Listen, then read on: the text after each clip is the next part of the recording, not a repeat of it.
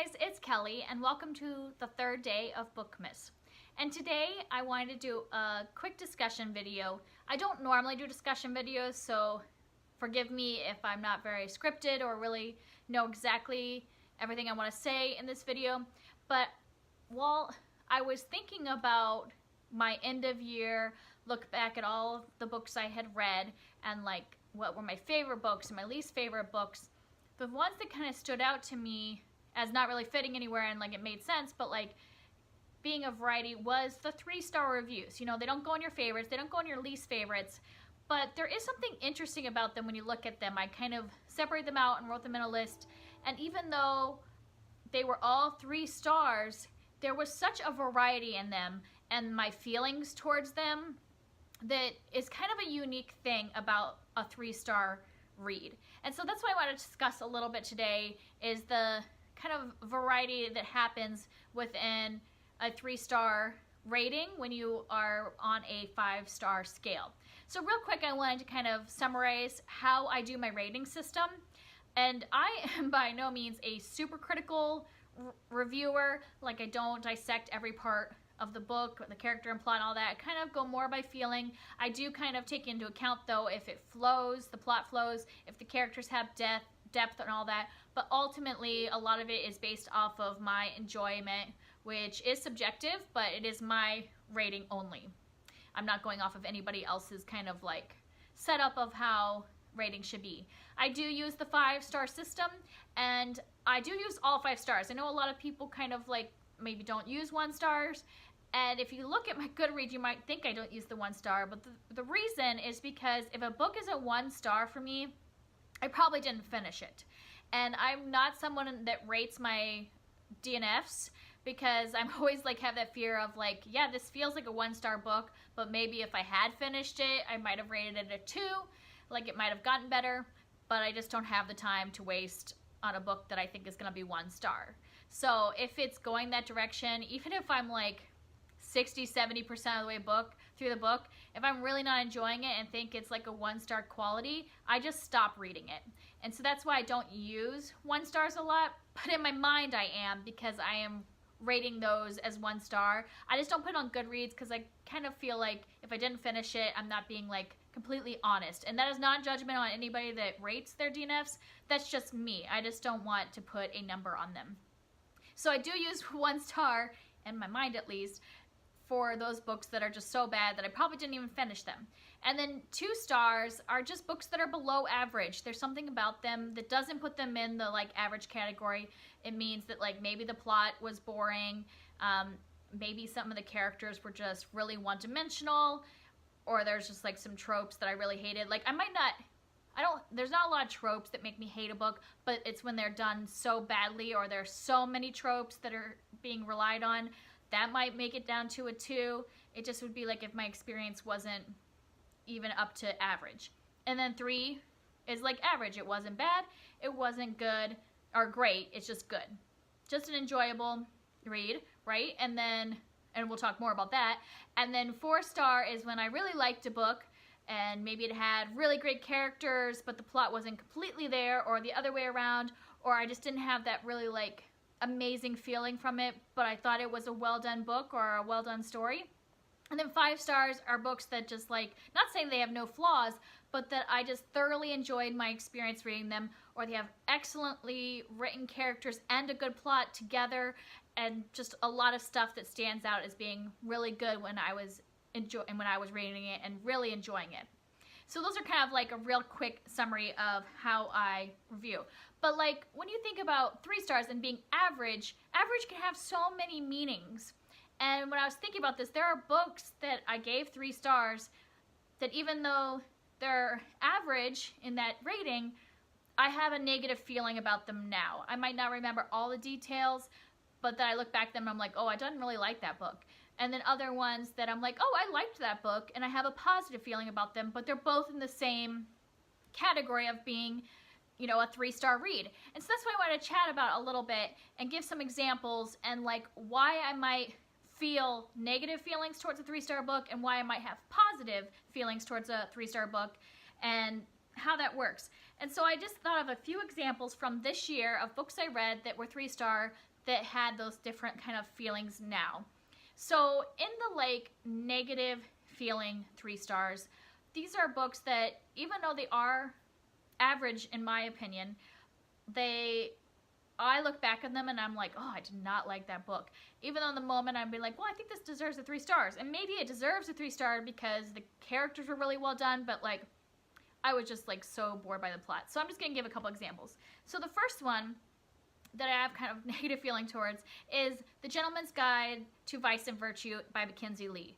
And I'll just tell you now that people are probably not going to agree with. There's going to be some unpopular opinions because some of these are people's favorite books. So this book, I think part of the reason why it is a 3 star is because it was so many people's favorite book, and before I read this book, I had heard so many glowing reviews, 5-star reviews, and people were just like saying how amazing it was, how funny it was, and then I read it and I'm like, I didn't laugh out loud one time during this entire reading experience, and I just didn't find it as great. Like I didn't love the characters. Like especially the main character, I did not enjoy him. I didn't find it as funny. I just thought the plot was like all over the place. It went in a direction I didn't want it to go. Like I wanted to just be a fun, like road trip kind of book, and it wasn't. It got all fantastical and weird, and I think my expectations were the problem, and that's why I have a negative feeling towards it. I think it was a fine, average book, and then if I'd gone into it not hearing a lot of other people, I'd be like, oh, this is entertaining. Whatever, I'll forget about it later. But it's a fun read. But because I had such high expectations, now I have a negative feeling towards that book. And I won't probably read anything else by her because I have like that negative feeling that I was like set up before. Everybody talked good about it, and then it was just average. So I'm like afraid to read anything else that like other people are talking up by that author. So that is what I'm talking about, kind of the negative feelings. And sorry that I'm not going to go into details and plot on these things. That would make this video too long. And another one that is like that, and I think is also expectations, but a little bit of other stuff, was The Book Thief by Marcus Zuzak. I have a lot of negative feelings now that I'm like, it's been like 6 months since I read this book. I don't look back on it fondly as a 3 star. I look back on it like, ugh, I did not like that book. And I think some of that was expectation, that everybody talked up The Book Thief and talked about how amazing it was, and then when I read it, I was like, I don't like this. I almost DNF'd it, but I was reading it as part of a buddy read, so I kept going. And the problem I had with it was I just did not like his writing style at all. I thought it was like really choppy. It didn't flow well for me, and so I couldn't feel connected to the characters. But the characters he wrote were really good, but it was the writing style ruined the characters for me. So in the moment, I rated it a 3 star because I was like, well, it's not a 2 because I really love those characters. But now, since it's been 6 months and I am like separated from those characters, now I'm viewing it in my mind of like, I didn't like that book because I don't have that connection to the characters because it wasn't so recent. All I can remember are the negative feelings. And then like on the positive side is that there are some books that I look back on and I'm like, yeah, that was still just an average read, but I really enjoyed it and I had a good time, and I would even not necessarily consider, I wouldn't necessarily want to read it again, but I would recommend it to other people that might like that genre. So I look back on it positively, and some of those books would be like Station 11 by Emily St. John Mandel. A lot of people really love this book, but I had some big problems with the way the flow of the book happened, and I just felt like there wasn't enough happening throughout to keep me invested, and it had too many points of view. So that's what made it like a 3-star rate. But overall, when I think back on it, I'm like, I did enjoy my reading experience. I liked the world she created. I liked some of the characters we were following. So now, because I'm farther from it, I can say, well, I remember this character that I really liked. And so I have that positive part in my mind, and I have the, like, I can remember some of the vivid, like, ways she created this world and things she talked about in this, like, post-apocalyptic scenario. And so I have positive feelings because I don't, like, have to remember those other characters. Like, the ones I didn't like, I can just, like, push them aside because I'm remembering some of the more vivid pictures that she created. Or another one that I have a positive feeling for was The Afterlife of Holly Chase, which by Cynthia Hand. And part of the reason I gave this a 3-star was because I just felt like it was an average storyline. There was nothing like amazing about it, but it was a fun experience reading it.